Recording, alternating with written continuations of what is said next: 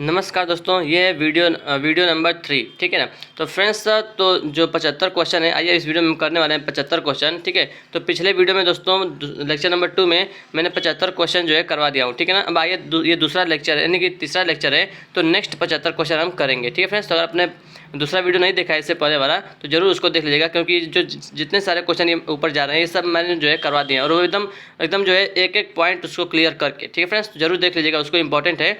आइए उसके बाद जो है हम अगला 75 क्वेश्चन शुरू करते हैं। ठीक है फ्रेंड्स। तो दोस्तों अगर आपको ये PDF चाहिए तो फ्रेंड्स टेलीग्राम का लिंक है, मैंने शेयर किया हुआ हूँ। ठीक है ना, शेयर कर दूंगा जो है कमेंट बॉक्स में, तो उसको आप ज्वाइन कर लीजिएगा। ठीक है।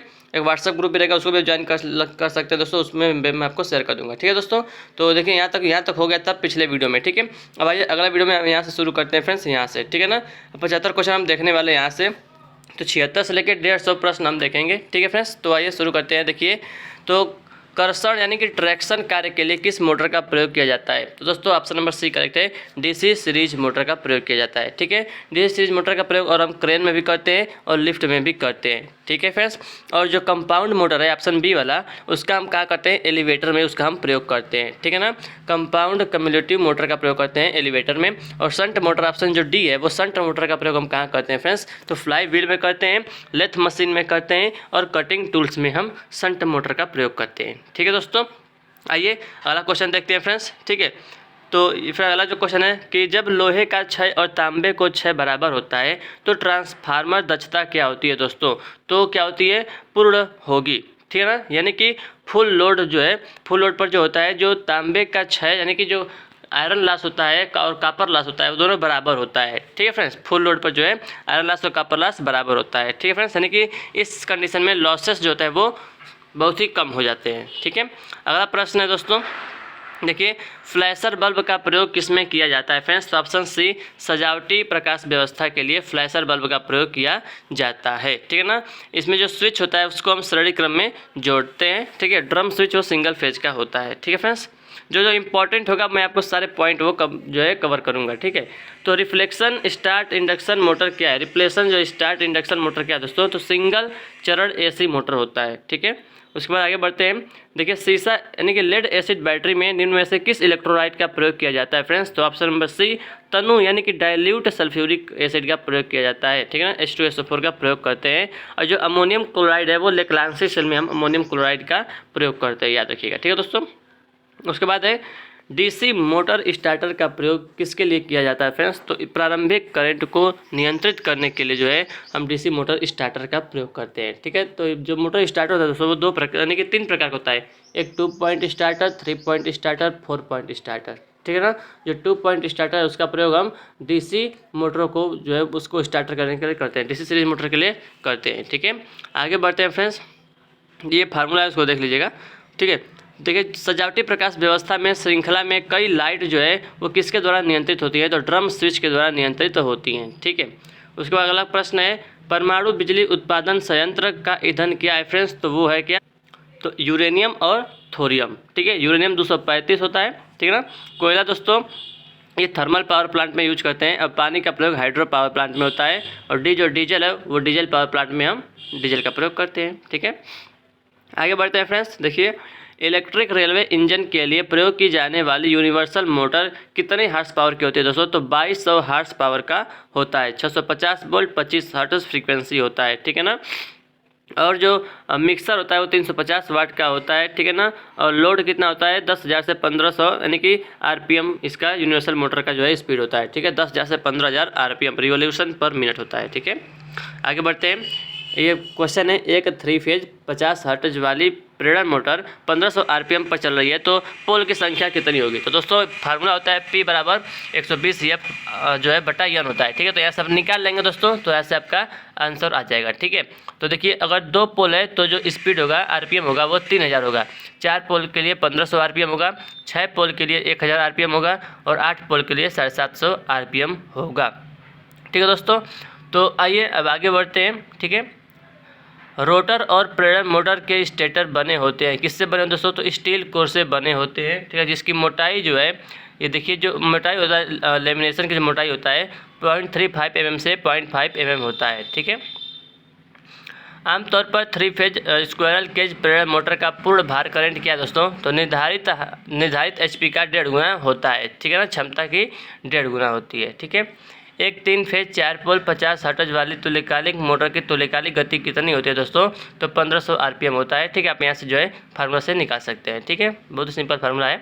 ट्रांसफार्मर टैपिंग स्विच किस वाइंडिंग से जुड़ा होता है दोस्तों? तो द्वितीयक वाइंडिंग से जुड़ा होता है। हाई वोल्टेज जो है सेकेंडरी साइड से जुड़ा होता है, ठीक है। उद्योगों में सुरक्षा के उद्देश्य से सिंगल फेज प्रेरण मोटर किसके द्वारा संचालित होती है दोस्तों? तो option D single phase direct online starter से होता है, ठीक है। डायरेक्ट ऑनलाइन का जो प्रयोग है दोस्तों स्टार्टर का प्रयोग है वो जो है 5 HP तक की मोटरों के लिए करते हैं, ठीक है फ्रेंड्स। और जो 4 पॉइंट स्टार्टर है, पहला जो लिखा है 4 पॉइंट स्टार्टर, वो शंट और कंपाउंड मोटर के लिए हम इसका प्रयोग करते हैं, ठीक है ना। और फ्रेंड्स जो स्टार डेल्टा स्टार्टर्स है उसका जो है 20 से 25 हार्स पावर के लिए उसका हम प्रयोग करते हैं, ठीक है। तांबे यानी कि कॉपर की परमाणु संख्या क्या है दोस्तों? तो 29 से याद रखिएगा। तांबे का जो गलनांक है वो 1083 डिग्री सेल्सियस है, ठीक है। जो इसकी रजिस्टिविटी होती है वो 1.72 × 10⁻⁸ ओम मीटर होती है, ठीक है। आमतौर पर डायरेक्ट ऑनलाइन स्टार्टर या DOL स्टार्टर का प्रयोग जो है वो किस यानी कि 5 HP तक की 3 फेज इंडक्शन मोटर को चालू करने के लिए किया जाता है, ठीक है। उसके बाद आगे बढ़ते हैं। करंट ट्रांसफार्मर एक क्या है दोस्तों? तो ये एक स्टेप अप ट्रांसफार्मर है। करंट ट्रांसफार्मर का प्रयोग हम क्यों करते हैं? अधिकतम धारा को मापने के लिए करते हैं, ठीक है। अगला प्रश्न है friends, bureau of Indian standard BIS के अनुसार एक लाइट सर्किट में अधिकतम लोड से अधिक नहीं होना चाहिए, तो 800 वाट से अधिक नहीं होना चाहिए और 10 पॉइंट से अधिक नहीं होना चाहिए, ठीक है। और वही पावर सब सर्किट की बात करेगा दोस्तों तो 3000 वाट और 2 पॉइंट से अधिक नहीं होना चाहिए, ठीक है। अगला प्रश्न है अल्टरनेटर के तुल्यांकन के लिए मुख्य शर्तें क्या हैं दोस्तों? तो ऑप्शन नंबर ए वोल्टेज, आवृत्ति और फेज अनुक्रम समान होने चाहिए। मोस्ट इंपॉर्टेंट क्वेश्चन है, ठीक है ना। सजावटी श्रृंखला प्रकाश व्यवसाय के लिए 240 वोल्ट की सप्लाई के लिए 4 वोल्ट के कितने बल्ब जुड़ते हैं दोस्तों? तो 60 बल्ब जुड़ते हैं, ठीक है। निम्नलिखित में से कौन सा एकीकृत उपकरण है दोस्तों? तो ऊर्जा मीटर यानी कि किलोवाट आवर मीटर। ये एक प्रकार का जो है इंटीग्रेटेड है, ठीक है ना, याद रखिएगा। फ्लेमिंग के दाएं हाथ का नियम क्या दर्शाता है दोस्तों? तो प्रेरित EMF की दिशा दर्शाता है, ठीक है। फार्मूला होता है प्रेरित EMF बराबर E बराबर BLB साइन थीटा होता है, ठीक है ना। यहाँ से उसको जो है आप E बराबर 5ZN/60 × P/AB इसको लिख सकते हैं, ठीक है।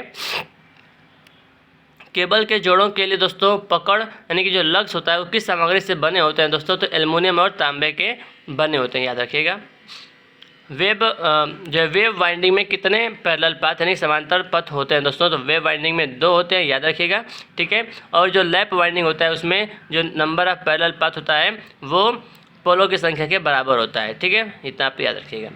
प्रत्यावर्तित यानी कि अल्टरनेटर का कार्य सिद्धांत क्या है दोस्तों? तो फैराडे का विद्युत चुंबकीय प्रेरण के सिद्धांत पर अल्टरनेटर कार्य करता है, ठीक है।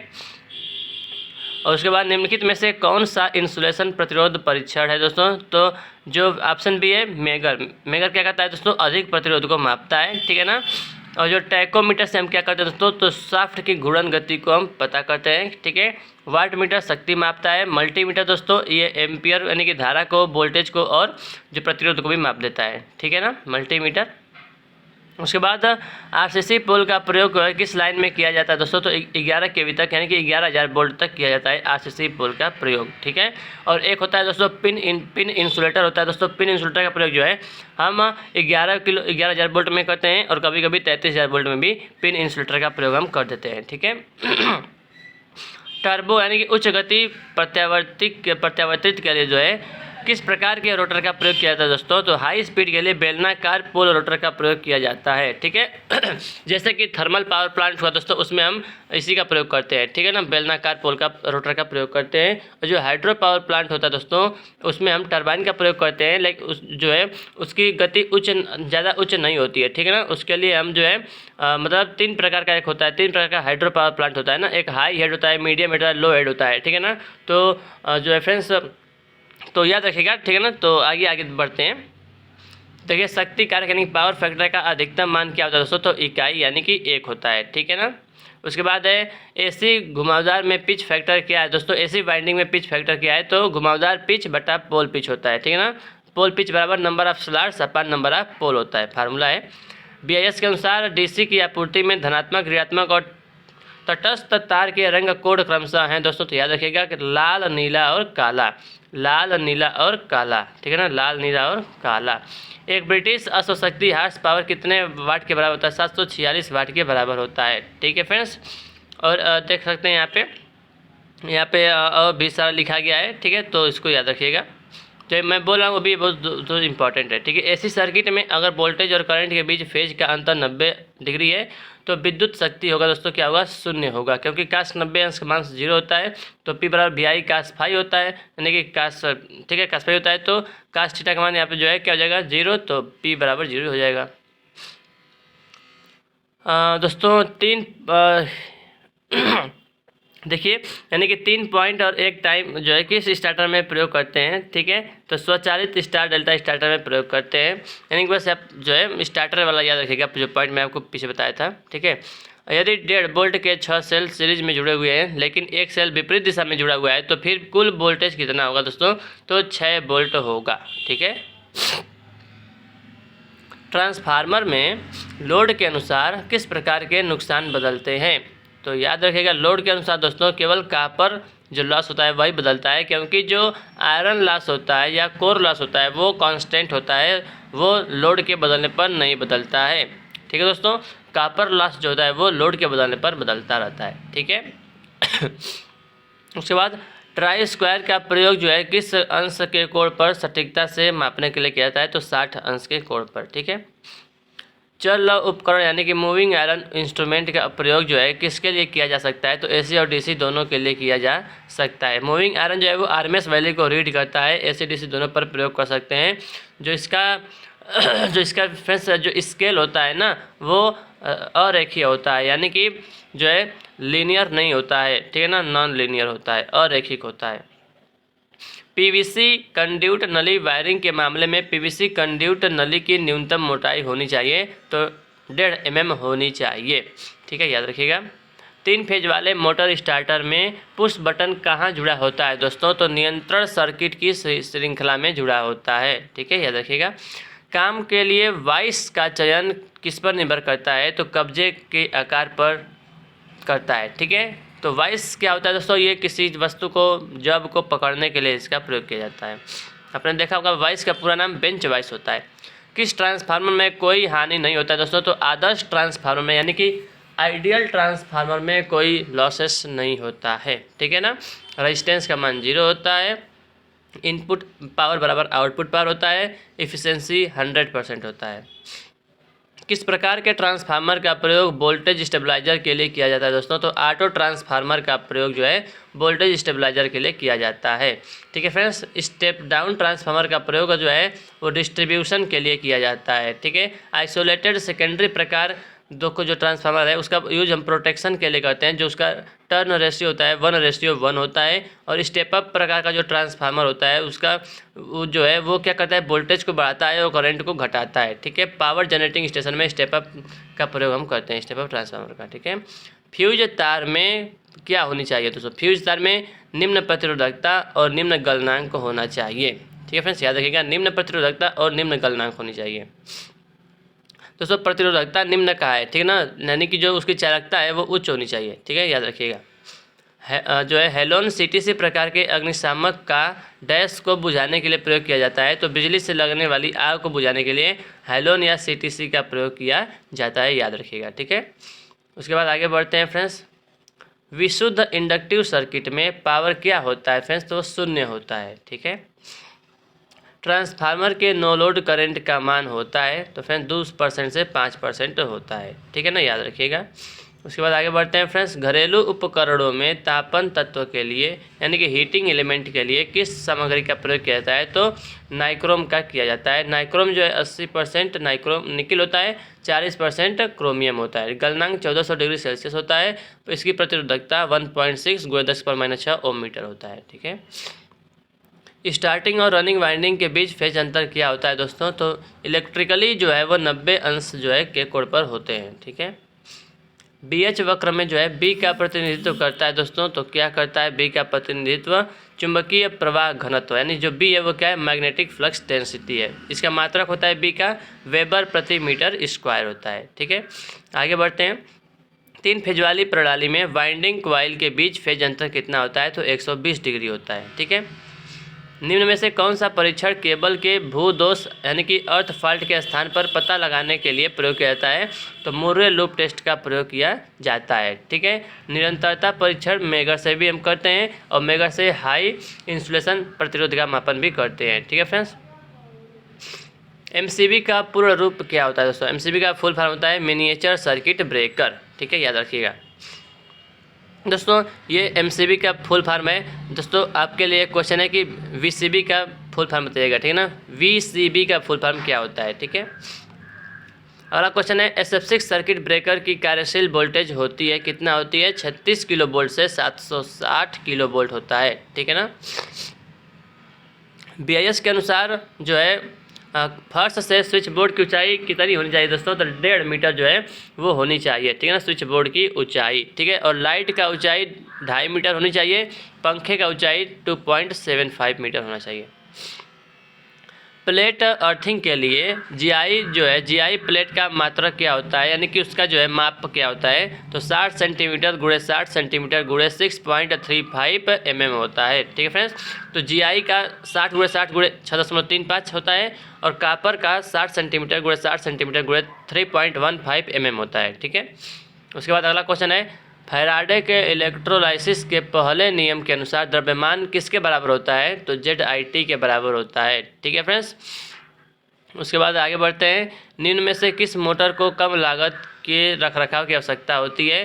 तो प्रेरण मोटर। ठीक है फ्रेंड्स, प्रेरण मोटर को कम रखरखाव की आवश्यकता होती है। ठीक है, सीरीज मोटर लोड करंट होता है तो IA बराबर ISE होता है। ठीक है, यानी कि दोनों बराबर होता है। ठीक है, लोड करंट आर्मेचर करंट और फील्ड करंट का योग होता है।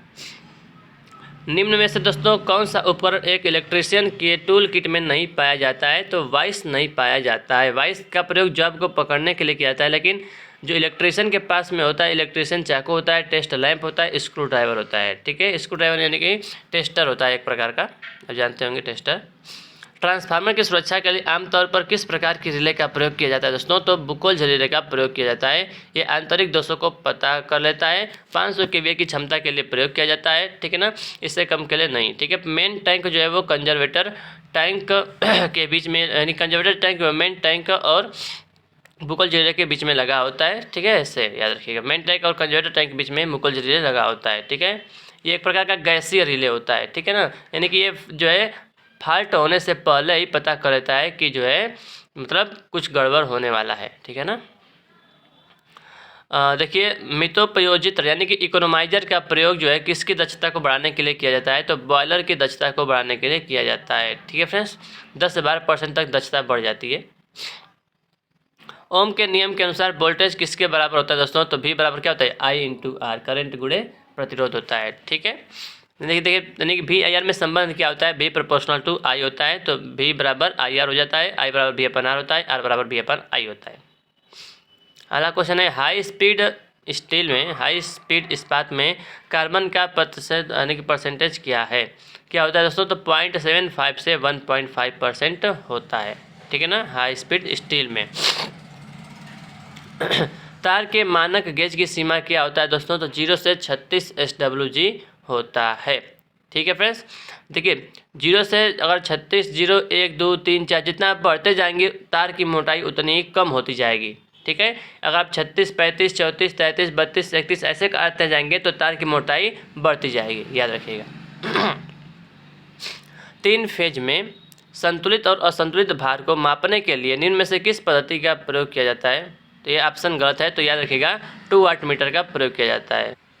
ठीक है दोस्तों, आगे बढ़ते हैं।